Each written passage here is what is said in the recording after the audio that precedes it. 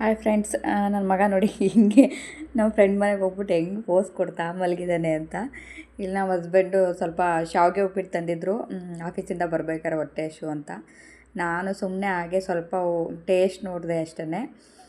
ತಿನ್ನಿಸಿ ಅಂತ ಹಿಂಸೆ ಮಾಡಿ ತಿನ್ನಿಸ್ಕೊಂಡಿದ್ದೀನಿ ನಾನೇ. ಎಂತ ಹಣೆ ಬರ ನೋಡಿ. ಇದು 11 ಗಂಟೆ ರಾತ್ರಿಲಿ ನನ್ನ ಮಗ ಸುಮ್ಮನೆ ಐಸ್ ಕ್ರೀಮ್ ಕೇಳ್ತಾ ಇದ್ದ ಪಾಪ. ಐಸ್ ಕ್ರೀಮ್ ಅಂತ. ನಮ್ಮ ಹಸ್ಬೆಂಡು ಆನ್ಲೈನಲ್ಲಿ ತರಿಸೇ ಹುಟ್ಟಿದ್ದಾರೆ ಐಸ್ ಕ್ರೀಮ್ನ. ನನಗೆ ಗೊತ್ತಿಲ್ಲ. ನಿಜವಾಗ್ಲೂ ಮುಂಚೆನೇ ಗೊತ್ತಿದ್ರೆ ನಾನು ತರ್ಸೋಕ್ಕೆ ಬಿಡ್ತಿರಲಿಲ್ಲ. ಏನೋ ಡೆತ್ ಬೈ ಐಸ್ ಕ್ರೀಮ್ ಅಂತೆ, ಅದು ಡೆತ್ ಆಗಿರೋ ಥರನೇ ಇತ್ತು. ಇದೆಲ್ಲ ಐಸ್ ಕ್ರೀಮೆಲ್ಲ ಏನು ಅಂದರೆ ಮನೆಗೆ ತೊಗೊಬಂದು ತಿನ್ನೋದು ನನಗೆ ಸ್ವಲ್ಪನೂ ಇಷ್ಟ ಆಗೋಲ್ಲ. ಎಲ್ಲಿ ಹೋಗಿ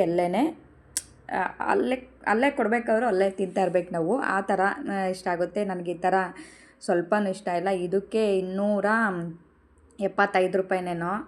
ಅಯ್ಯೋ, ನನಗಂತೂ ಫುಲ್ ಹೊಟ್ಟೆ ಉರಿದೋಯ್ತು ನೋಡಿ. ಚಾಕ್ಲೇಟ್ ಎಲ್ಲ ಕೊಟ್ಟಿದ್ದಾರೆ, ಬಿಸಿ ಬಿಸಿ ಇತ್ತು, ಚೆನ್ನಾಗಿತ್ತು, ಟೇಸ್ಟು ಇಲ್ಲ ಅಂತಲ್ಲ. ಬಟ್ ಅಷ್ಟೊಂದು ದುಡ್ಡು ವೇಸ್ಟ್ ಅನ್ನಿಸ್ತು ನನಗೆ.